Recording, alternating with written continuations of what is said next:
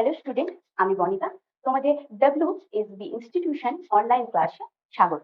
তোমাদের মাধ্যমিক 25-26-এর যে টার্গেট রেখে আমি আজকে বায়োলজির ফার্স্ট পার্ট উদ্ভিদের সংবেদনশীলতা ও সাড়া প্রদানটা পড়াবো। চলো আজকে শুরু করা যাক।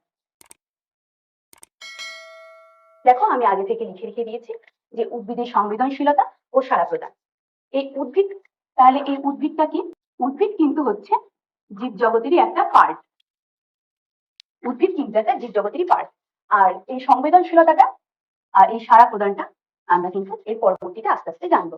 এবার আমি যখন বললাম উদ্ভিদ একটা জীব জগতেরই পার্ট, জীবটা কি আমাদের সকলেরই প্রশ্ন হবে। আমরা সকলেই জানি যে যার মধ্যে সজীব প্রোটোপ্লাজম উপস্থিত থাকে, যার মধ্যে সজীব প্রোটোপ্লাজম উপস্থিত থাকে তাকে কিন্তু আমরা জীব বলি। এবার তোমাদের মনে প্রশ্ন হতে পারে যে তাহলে একটা মৃত ব্যক্তির মধ্যে তো প্রোটোপ্লাজম রয়েছে, তাহলে কি তাকে আমরা সেটাকে সজীব প্রোটোপ্লাজম বলবো? না, যখন ব্যক্তিটি মারা গিয়েছে তখন তার মধ্যে তাহলে সজীব, সেটা কিন্তু সজীব প্রোটোপ্লাজম হলো না। তো যাদের মধ্যে আমরা সজীব প্রোটোপ্লাজম দেখতে পাবো তারাই হচ্ছে জীব। এবার আজকে আমাদের পড়ার বিষয় হচ্ছে, আজকে আমরা এই 4টে ভাগে আমাদের পড়াটাকে ভাগ করে নিয়েছি, সেগুলো আমরা ডিটেইলি জানবো। প্রথম হচ্ছে সংবেদনশীলতা ও সাড়া প্রদান। জীবের যে কিভাবে সংবেদনশীলতা করে, উদ্ভিদ কিভাবে সংবেদনশীলতা করে, সে বিষয়গুলো আমরা জানতে পারবো এটার মাধ্যমে।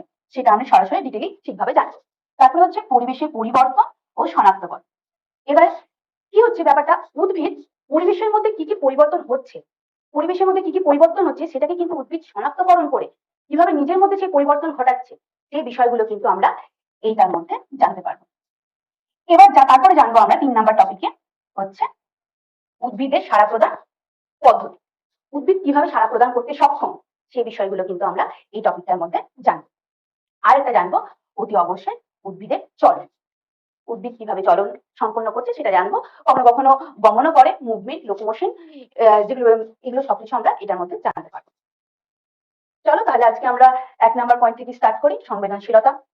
আর একটা কথা বলে দিই, এই যে জীবকে আমরা কিভাবে শনাক্তকরণ করবো, জীবকে আমরা কিছু কিছু বিষয় নিয়ে শনাক্তকরণ করতে পারবো। সেটা 1 নাম্বার হচ্ছে যে সে উদ্দীপনায় সাড়া দেবে, তারপরে তার মধ্যে বৃদ্ধি বিকাশ থাকবে, তারপরে তার মধ্যে বিপাক থাকবে। বিপাক সে গঠনমূলক বিপাক হতে পারে, ভাঙনমূলক বিপাক হতে পারে।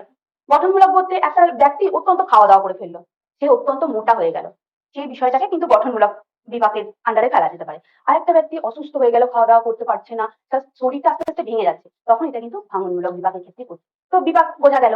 তারপরে তার মধ্যে কিন্তু অতি অবশ্যই চলন গমন থাকা দরকার, তখনই এগুলো হচ্ছে জীবের শনাক্তকরণ করতে পারবো। তো ফার্স্ট পয়েন্ট আমরা কি দেখলাম, যে তার উদ্দীপনায় সাড়া প্রদান করতে পারবে। চলো তাহলে শুরু করা যাক। 1 নাম্বার পয়েন্ট আমরা কি বললাম, সংবেদনশীলতা। সংবেদনশীলতা,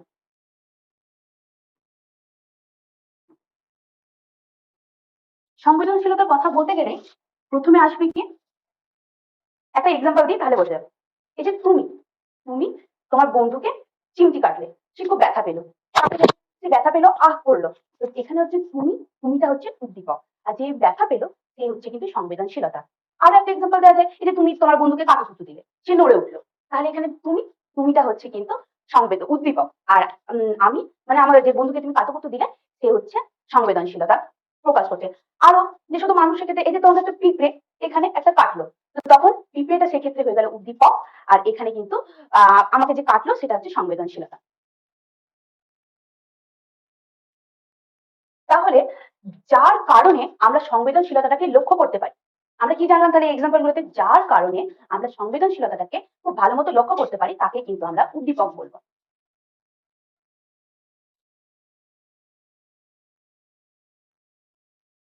যার কারণে আমরা সংবেদনশীলতা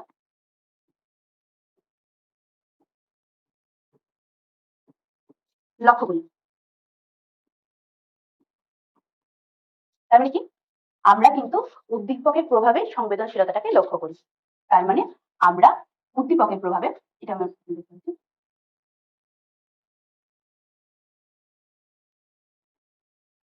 উদ্দীপকের প্রভাবে, এখানে যার বলতে উদ্দীপকের প্রভাবে কিন্তু আমরা সংবেদনশীলতা লক্ষ্য করতে পারি। এই উদ্দীপক কিন্তু আবার 2 ধরনের হয়। এই উদ্দীপক কয় ধরনের হয়, এই উদ্দীপক উদ্দীপক দুই ধরনের হয়।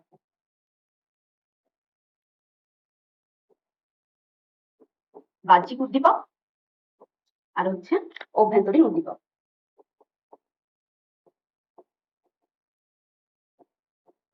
অভ্যন্তরীণ উদ্দীপক।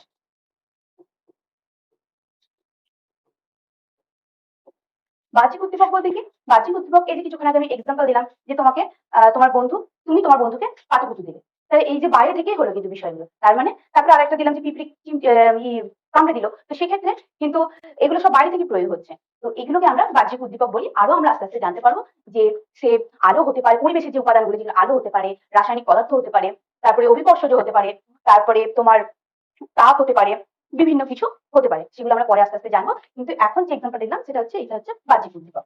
আরেকটা হচ্ছে অভ্যন্তরীণ উদ্দীপক। অভ্যন্তরীণ উদ্দীপক হচ্ছে এই যে তোমার প্রচন্ড জ্বর এলো, তার ফলে তোমার প্রচন্ড মাথা ব্যথা করছে, তো এটা হচ্ছে ভেতর ভেতর ঘটছে, তার জন্য এটা হচ্ছে অভ্যন্তরীণ উদ্দীপক। অভ্যন্তরীণ উদ্দীপক আরো হতে পারে হরমোনাল কিছু চেঞ্জেসের জন্য, কিন্তু আমরা অভ্যন্তরীণ উদ্দীপক দেখতে পারি, সেগুলো আমরা জানবো। এবার উদ্দীপকের একটা ডেফিনেশন লেখা যাক। উদ্দীপকের একটা ডেফিনেশন লেখা যাক। উদ্দীপক কি? উদ্দীপক কি? উদ্দীপক হলো যার প্রভাবে জীবদেহের সংবেদনশীলতাকে আমরা লক্ষ্য করতে পারি, তাকে আমরা উদ্দীপক বলি।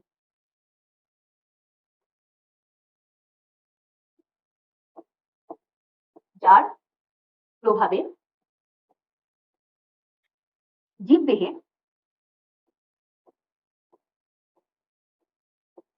সংবেদনশীলতা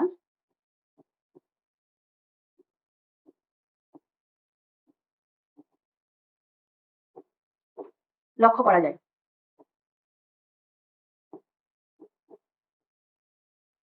তাকে আমরা কি বলবো? উদ্দীপক বলবো। তাকে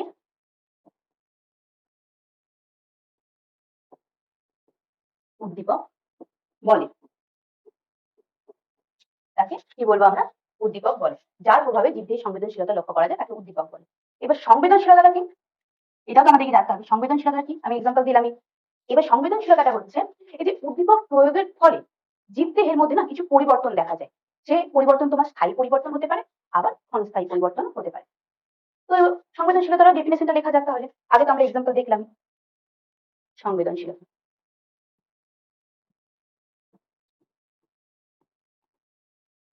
সংবেদনশীলতা, সংবেদনশীলতা definition জানা। উদ্দীপকের প্রভাবে জীবদেহে সাড়া প্রদান করার ক্ষমতাকে কিন্তু আমরা বলবো সংবেদনশীলতা। উদ্দীপকের প্রভাবে জীবদেহে সাড়া প্রদান করার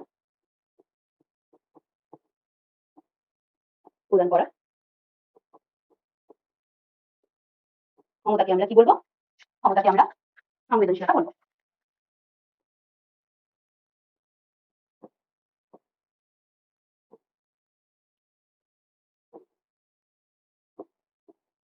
বল। এবার তোমাদের প্রশ্ন হতে পারে, শুধু কি সংবেদনশীলতা, এই উদ্দীপক শুধু কি জীবেদের মধ্যে দেখা যায়? না, আমাদের তো চ্যাপ্টার নামই হচ্ছে যে উদ্ভিদের সংবেদনশীলতা ও সাড়া প্রদান, তার মানে অবশ্যই উদ্ভিদের ক্ষেত্রেও দেখা যায়। আমাদের আশেপাশে পরিবেশে যদি আমরা লক্ষ্য করি, তাহলে আমরা অবশ্যই দেখতে পাবো লজ্জাপতির মতন গাছকে। তো লজ্জাপতি আশেপাশে সকলেই থাকবে, তো আমরা জানি যে লজ্জাপতিকে এই আঙুল দ্বারা যদি কাজ করা হয়, সে কিন্তু বুঝে যায়। তাহলে উদ্ভিদের ক্ষেত্রেও কিন্তু এই সংবেদনশীলতা আর উদ্দীপক লক্ষ্য করা যায়। তাহলে লজ্জাবতীর পাতাকে যদি আমরা হাতে টাচ করি, তাহলে কিন্তু সে বুঝে যায়। তাহলে এখানে লজ্জাবতী হচ্ছে সংবেদনশীলতা, এবং আমার যে হাতটা কাজ করছি, যার দ্বারা কাজ করছে সে বুঝে যাচ্ছে, তাহলে এটা হচ্ছে উদ্দীপক, আমার হাতটা, আর পাতাটা হচ্ছে সংবেদনশীলতা। এটা হচ্ছে ওই গাছের ক্ষেত্রে কিন্তু হাতটা হচ্ছে উদ্দীপক, আর পাতাটা হচ্ছে সংবেদনশীলতা। আমরা তাহলে উদ্ভিদের ক্ষেত্রে কি দেখতে পেলাম? যে লজ্জাবতী একটা গাছের নাম পেলাম, যেটা হচ্ছে লজ্জাবতী। লজ্জাবতী। আরো একটা হয়, আর একটা কি? বনচারা। বনচারার নামে একটা গাছ রয়েছে, সেটা ঠিক এইরকম টাইপের। আমি একটা, এরকম একটা বড় পাতা থাকে, বড় পাতার, এরকম একটা বড় পাতা, আর নিচের দিকে দুটো ছোট পাতা থাকে। তো এই দুটো ছোট পাতা যখন শব্দের সঙ্গে সঙ্গে কিন্তু ওরা একবার উপর দিকে ওঠে, একবার উপর দিকে ওঠে, একবার নিচের দিকে নামে। যখন শব্দ হয় তার তখন একবার উপর দিকে ওঠে, একবার নিচের দিকে নামে। তো আর একটা এক্সাম্পল আমরা কি পেলাম? বনচারা।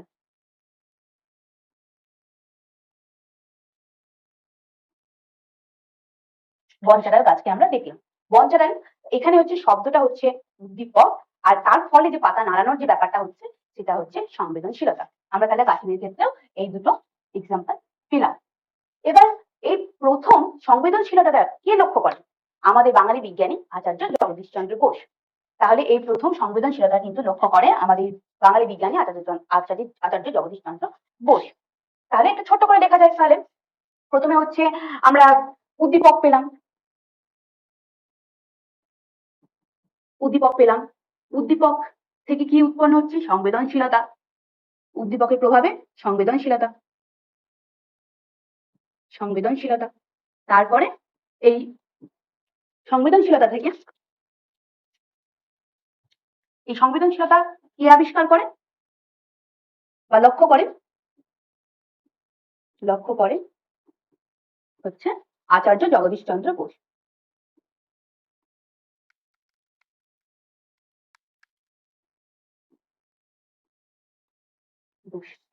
কিসের মাধ্যমে? তার আবিষ্কৃত কৃষ্ণগ্রাস যন্ত্রের মাধ্যমে।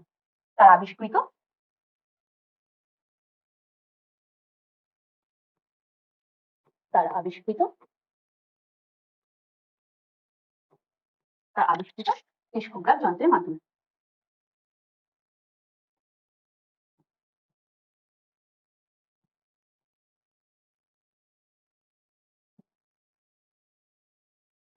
তার আবিষ্কৃত কৃষ্ণগ্রাস যন্ত্রের মাধ্যমে কিন্তু তিনি প্রথম এই সংবেদনশীলতাটা যে রয়েছে গাছেদের ক্ষেত্রে এটা তিনি প্রমাণ করেন। এবারে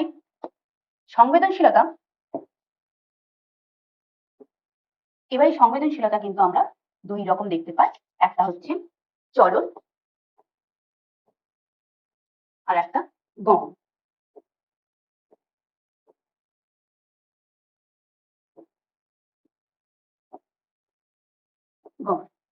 চলন দেখতে পাই আর গমন দেখতে পাই। গমন বললাম কারণ গমন কখনো কখনো কিছু নিম্নশ্রেণী উদ্ভিদের ক্ষেত্রে আমরা দেখতে পাই।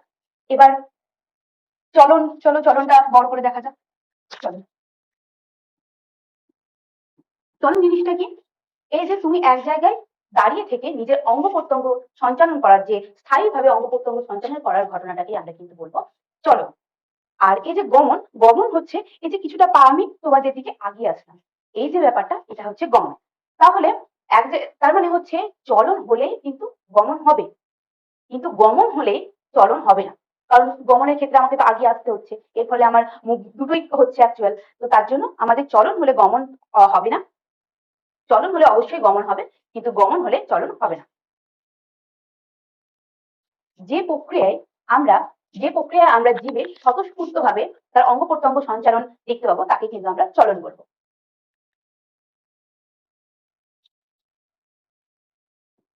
যে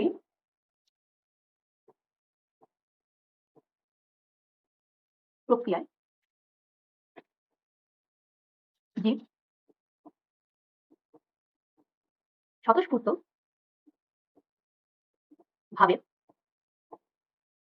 বা উদ্দীপকের প্রভাবে নিজের দেহে অঙ্গ প্রত্যঙ্গ সঞ্চালন করে, বা উদ্দীপকের প্রভাবে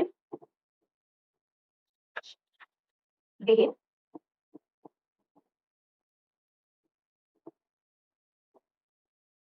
প্রত্যঙ্গ সঞ্চালন করে তাকে কিন্তু আমরা চলন বলবো। এবার গমন কাকে বলবো? গমন হচ্ছে যে প্রক্রিয়ায় জীব নিজের ইচ্ছায় স্ব ইচ্ছায় নিজের অঙ্গ প্রত্যঙ্গ সঞ্চালনের মাধ্যমে কিছুটা পরিমাণ আগিয়ে আসে, তখন তাকে আমরা গমন বলি। চলো ডেফিনেশনটা লেখা যাক।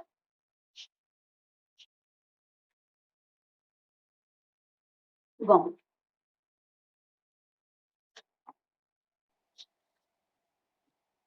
যে প্রক্রিয়ায়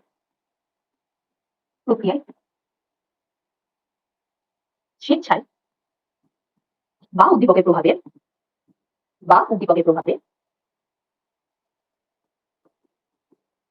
প্রভাবে অঙ্গ প্রত্যঙ্গ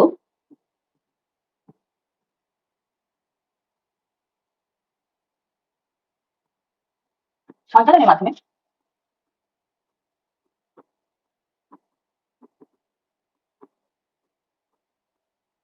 পরিমাণ এগিয়ে আসে।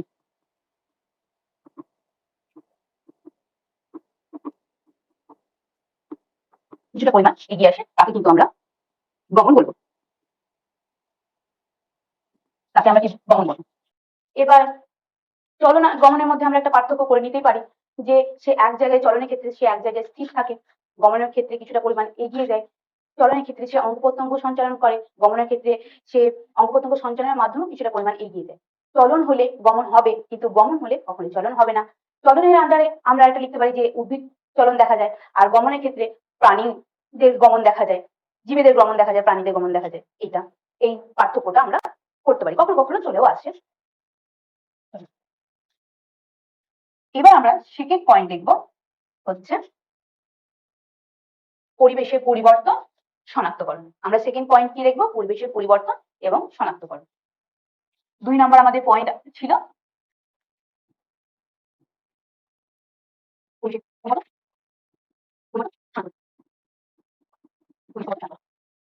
আমরা বলেছিলাম প্রথম দিকে যে বাহ্যিক উদ্দীপক নামে আমরা কিছু একটা টপিক বলেছিলাম।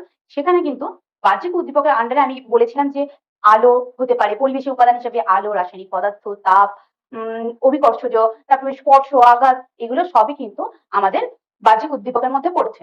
তাহলে আমরা এটা লিখে নিই যে বাহ্যিক উদ্দীপক বলে। বাহ্যিক উদ্দীপক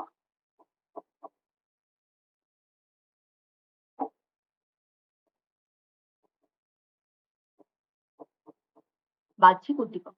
এবার তার আন্ডারে কিন্তু আমরা দেখতে পাবো আলো, আলো,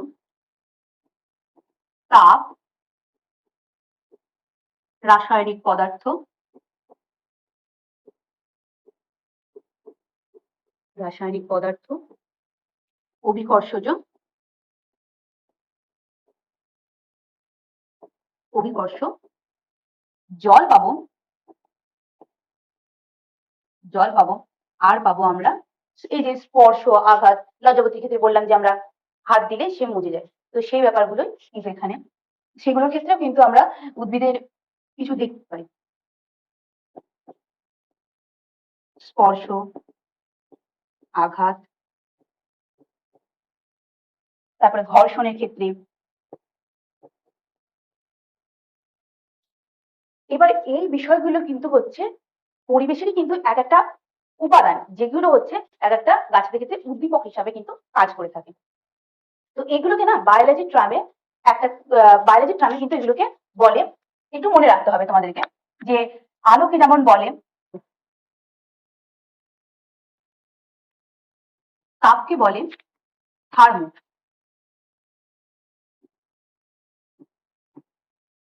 রাসায়নিক পদার্থ, রাসায়নিক পদার্থকে এখানে বলে কেমো, অভিস্পর্শযোগ্য বলে জিও, আর জলকে বলে হাইড্রো, জলকে হাইড্রো বলে।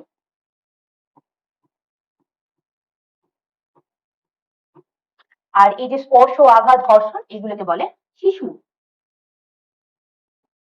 ট্রামগুলো একটু মনে রাখলে এর পরে পরে যে আমাদের এক্সাম্পল গুলো আসবে, তারপরে আমাদের কাকে বলে গুলো আসবে, এগুলো যদি মনে থাকে ইজিলি হয়ে যাবে। এবার আলো, আলো যে ব্যাপারটা, আলো থেকে মানে আলোকে উপস্থিত রেখে যখন উদ্ভিদের কোনো চলন সম্পন্ন হয় তখন এই ধরনের চলন দেখতে পাবো। তারপরে তাপকে তাপের উপর ডিপেন্ড করে যখন কোনো চলন উদ্ভিদের সম্পন্ন হয় সেক্ষেত্রে এটা দেখতে পাবো। রাসায়নিক পদার্থ, বিভিন্ন ধরনের মাটি, খনিজ, মৌল, টৌল থাকে, সেগুলোর ক্ষেত্রে কিন্তু আমরা এই ধরনের চলন দেখতে পাবো। অভিকর্ষজ, অভিকর্ষজ হচ্ছে এই যে মাটি, যে মূলটা মাটির নিচের দিকে ভেতর দিকে চলে আসে অভিকর্ষজ টানের ফলে, সেক্ষেত্রে আমরা সেই ধরনের উদ্ভিদের চলন লক্ষ্য করবো। জলের ক্ষেত্রে এই যে মূলের যে মূলরং, সেগুলো কিন্তু জলের দিকে ধাবিত হয়, সেই ব্যাপারগুলো আমরা দেখতে পাবো।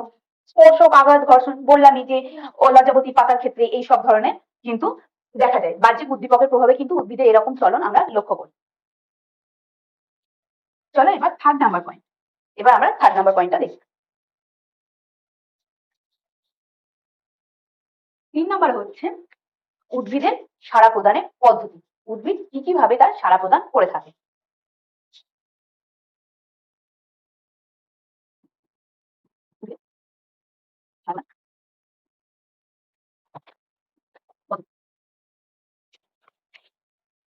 তাহলে আমাদের আচার্য জগদীশ চন্দ্র বোস কিন্তু উদ্ভিদ যে সাড়া প্রদান করতে পারে সেটা কিন্তু সংবেদনশীলতাতে ক্ষমতাশীল উদ্ভিদ সেগুলো কিন্তু লক্ষ্য করে। আর তোমরা জানো যে আচার্য জগদীশ চন্দ্র বোস কিন্তু উদ্ভিদ যে সাড়া প্রদান করতে সক্ষম, সংবেদনশীলতাতে সক্ষম, সেই বিষয়গুলো কিন্তু লক্ষ্য করেন। কিন্তু সাধারণত কিন্তু চলনের দ্বারাই কিন্তু তাদের উদ্ভিদ সাধারণত তার সাড়া প্রদান করে চলনের মাধ্যমে। উদ্ভিদ সাধারণত চলনের মাধ্যমে সাড়া প্রদান করে থাকে। উদ্ভিদ চলনের মাধ্যমে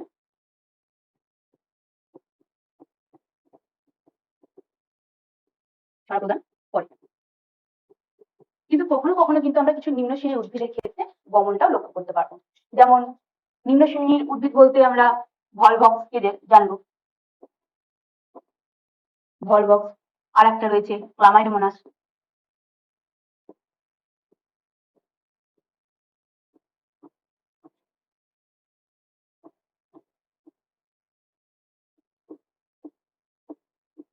ক্লামাইডোমোনাস এগুলো এরা কিন্তু কিছু নিম্ন শ্রেণীর উদ্ভিদ যারা কিন্তু এই গমনে সক্ষম। কোনো কোনো ক্ষেত্রে আমরা দেখব। এই সাড়া প্রদানের পদ্ধতি অনুসারে কিন্তু আমরা উদ্ভিদের চলনকে কয়েকটি বিশেষ ভাগে ভাগ করে থাকি। তাহলে এই সাড়া প্রদানের পদ্ধতি অনুসারে কিন্তু আমরা এই সাড়া প্রদানের পদ্ধতি অনুসারে কিন্তু আমরা এই উদ্ভিদ চলনকে মোট 3টি ভাগে ভাগ করে থাকি। আমরা কয়টি ভাগে ভাগ করে থাকি? 3টি ভাগে।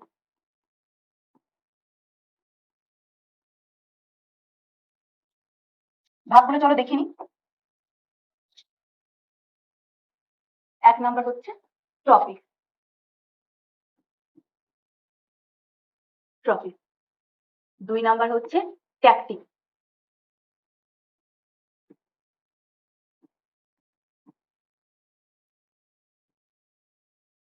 ট্যাকটিক 3 নাম্বার হচ্ছে ন্যাস্টিক।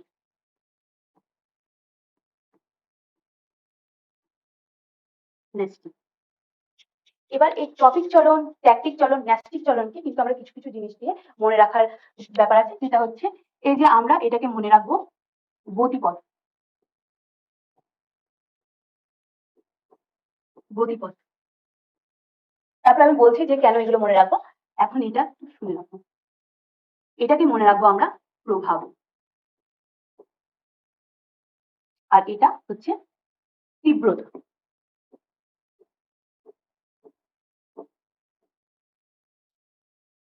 বাহ্যিক উদ্দীপক যখন এই গতিপথ অনুসারে চলন সম্পন্ন করে, বাহ্যিক উদ্দীপক যখন গতিপথ অনুসারে চলন সম্পন্ন করে, তখন কিন্তু আমরা এই ট্যাকটিক চলন লক্ষ্য করব।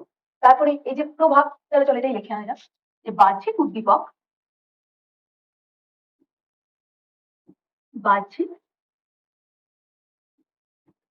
উদ্দীপকের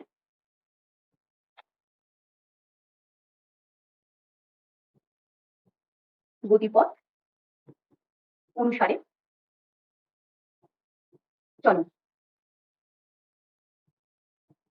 এটার ক্ষেত্রে যে বাহ্যিক উদ্দীপকের প্রভাবে যখন উদ্ভিদ অঙ্গে কিছু পরিবর্তন আমরা চলন লক্ষ্য করি, তখন আমরা কিন্তু এই ট্যাকটিক চলন লক্ষ্য করি।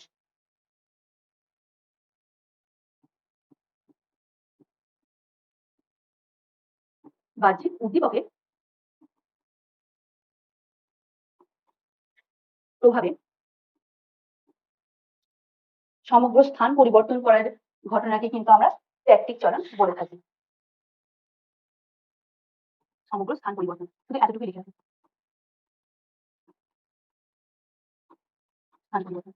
আর এটা ক্ষেত্রে যে বাহ্যিক উদ্দীপকের তীব্রতার উপর যখন নির্ভর করে উদ্ভিদ অঙ্গের চলন সম্পন্ন হয়, মানে এখানে হচ্ছে বাহ্যিক উদ্দীপকের তীব্রতার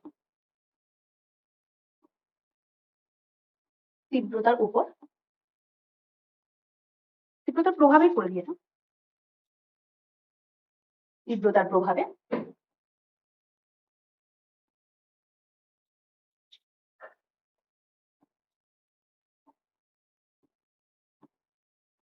যখন উদ্ভিদ অঙ্গ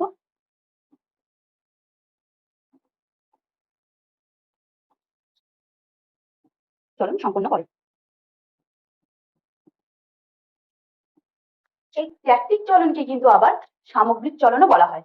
আর এই ট্রপিক চলন আর এই ন্যাস্টিক চলন পালিয়ে লিখে দিলাম। এই ট্রপিক চলন আর ন্যাস্টিক চলনকে আমরা বক্র চলন বলে থাকি। তার কারণ আমরা কিছুক্ষণ পর জানছি।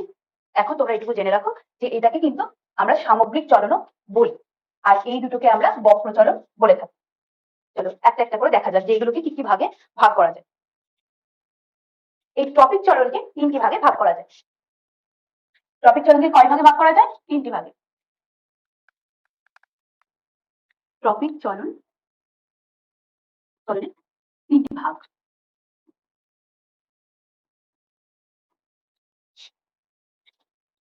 তিনটি ভাগ বলে কি কি?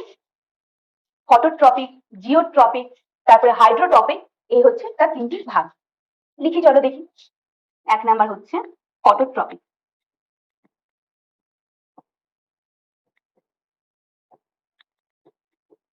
ফটোট্রপিক, ফটোট্রপিককে আমরা এখানে কি বলেছি? ফটো মানে আমরা কি বললাম? যে এখানে হচ্ছে আলো। আমরা কিছুক্ষণ আগে বললাম যে ফটো মানে হচ্ছে এখানে আলো। তাহলে ফটো মানে হচ্ছে আলো। তো এবার আলোর গতিপথ, আর আমরা এখানে লিখি ফটো মানে আমরা জানলাম যে আলো।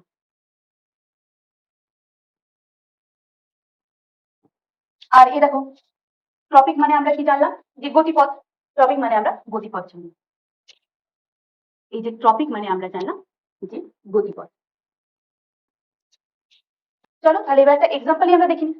এই যে আমার কাছে একটা গাছ রয়েছে, এই গাছটা, এই গাছটা দেখো আমার ওপর দিয়ে আলো আছে, তো এই পাতাগুলো কি হচ্ছে? লাইটের দিকে কিন্তু যাচ্ছে। তো এটা কিন্তু একটা হচ্ছে ফটোট্রপিকের উদাহরণ, মানে এই পাতাগুলো কিন্তু সেই আলোর গতিপথ অনুসারে এই আলোর দিকে যাচ্ছে। আর আর একটা এক্সাম্পল আমরা বললাম যে জিওট্রপিক। সেকেন্ড হচ্ছে জিওট্রপিক। জিওট্রপিক, জিওট্রপিক মানে হচ্ছে আমরা এর আগে বললাম যে অভিকর্ষজ, যে এবার অভিকর্ষের গতিপথ। ট্রপিক মানে হচ্ছে গতিপথ, আর জিও মানে হচ্ছে অভিকর্ষ। এই যে মূলগুলো রয়েছে, এই মূলগুলো কিন্তু নিচের দিকে আসছে, মানে মাটির নিচের দিকে আসছে অভিকর্ষজ টানের ফলে। তার জন্য তখন এগুলোকে আমরা, এটাকে কিন্তু আমরা তখন জিওট্রপিকের উদাহরণ। আর আরেকটা রয়েছে হাইড্রোট্রপিক। মানে হাইড্রো মানে হচ্ছে জল বললাম আমরা, যখন এই যে মূলে, যখন এই যে ছোট ছোট মূল রোম গুলো আছে সেগুলো কিন্তু সবসময় জলের দিকে ধাবিত হয়, তখন এই এক্সাম্পলটা কিন্তু যে হাইড্রোট্রপিকের উদাহরণ। চলো আমরা তাহলে এখানে এইগুলো লিখে নিই, ডেফিনেশন গুলো লিখে ফেলি। আলোর গতিপথ অনুসারে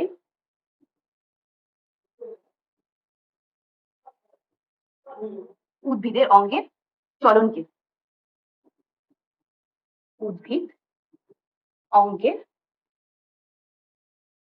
অঙ্গের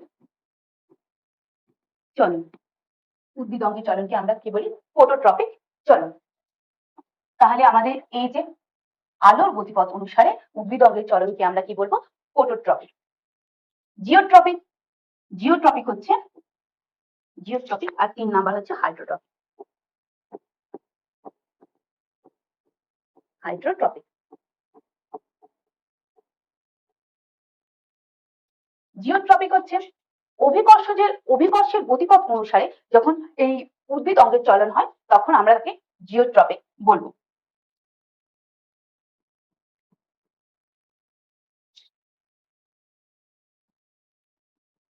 অভিকর্ষের গতিপথ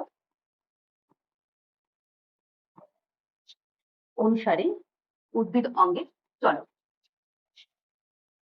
আমরা এটা একটা উদাহরণ দিই। ফটোট্রপিকের উদাহরণ তো আমি গাছের মাধ্যমে বোঝালামই। জিওট্রপিক হচ্ছে যে এই মাটির দিকে চলে আসলো মূলটা, সেটা হচ্ছে জিওট্রপিকের উদাহরণ। হাইড্রোট্রপিকের এক্সাম্পল সেটাও আমরা দিলাম, যে মূল রোম যেগুলো সেগুলো হাইড্রোট্রপিক, মানে এটা হাইড্রোট্রপিক মানে জলের দিকে, জলের গতিপথ অনুসারে, জলের গতিপথ অনুসারে যখন উদ্ভিদ অঙ্গের চলন হয়, উদ্ভিদ অঙ্গের চলন হয় তখন তাকে কিন্তু হাইড্রোট্রপিক বলা হয়। যেমন এখানে কিন্তু জিওট্রপিকের একটা কিন্তু বিপরীত বিপরীত জিওট্রপিক কিন্তু আমরা, বিপরীত জিওট্রপিক চলন কিন্তু আমরা লক্ষ্য করি। কোথায় লক্ষ্য করি? এখানে, এটা কিন্তু খুব ইম্পর্টেন্ট। বিপরীত জিওট্রপিক,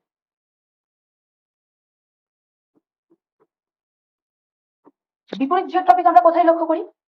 খুব লবণাক্ত উদ্ভিদের ক্ষেত্রে, খুব লবণাক্ত মাটির ক্ষেত্রে। কোথায় দেখতে পাই সে মাটি? সুন্দরবনে দেখতে পাই। সুন্দরী গাছে,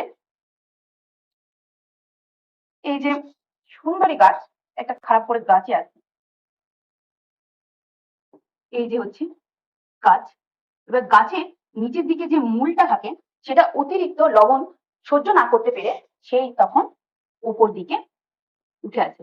লবণাম্ব উদ্ভিদ সুন্দরবনে সুন্দরী গাছের ক্ষেত্রে আমরা দেখতে পাই এই উপর দিকে উঠে আসে, উপর দিকে এসে সে তখন শ্বাস প্রশ্বাস নেয়। তো সেক্ষেত্রে কিন্তু আমরা এটা লক্ষ্য করি যে এটা তখন সেক্ষেত্রে কিন্তু আমাদের বিপরীত জিওট্রপিক চলনের একটা কিন্তু উদাহরণ। লঘুনাম্ব উদ্ভিদের ক্ষেত্রে লঘুনাম্ব উদাহরণ হচ্ছে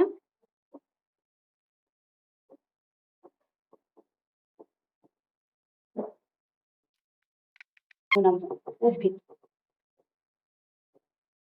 এর ক্ষেত্রে আমরা বিপরীত জিওট্রপিক লক্ষ্য করি। টপিক টপিকের তিনটি ভাগ, টপিক চলনের তিনটি ভাগ, ফটোট্রপিক, জিওট্রপিক, হাইড্রোট্রপিক। সেগুলো কি কিভাবে সম্পন্ন হয় সেগুলো সব আমরা বললাম, তাদের এক্সাম্পল আমরা দেখালাম। চলো এবার ট্যাকটিক চলো দেখে নেওয়া যাক। 2 নাম্বার হচ্ছে ট্যাকটিক চলন। ট্যাকটিক চলনকে আরো একটা নাম রয়েছে আবৃষ্ট চলন। আবৃষ্ট চলন, এই ট্যাকটিক চলন আর বা আবৃষ্ট চলনকে 5টা ভাগে ভাগ করা হয়। কয়টি ভাগে ভাগ করা হয়? 5 ভাগে ভাগ করা হয়।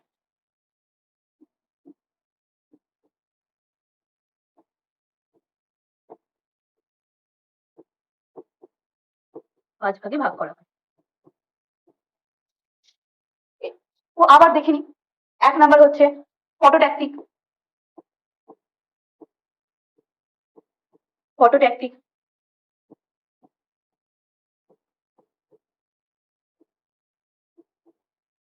ফটো মানে আমরা প্রথমে দেখলাম যে আলো, আর ট্যাকটিক মানে আমরা দেখলাম যে প্রভাব। তাহলে এখান থেকে ডেফিনেশনটা হয়ে যাবে যে উদ্দীপকের প্রভাবে, উদ্দীপকের প্রভাবে মানে আলোটা একটা উদ্দীপকই বলতে গেলে।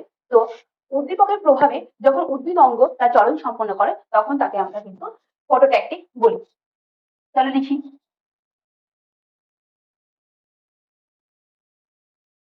উদ্দীপকের প্রভাবে উদ্ভিদের চলনকে কিন্তু আমরা বলবো ফটোট্যাকটিক। কি বলবো? ফটোট্যাকটিক।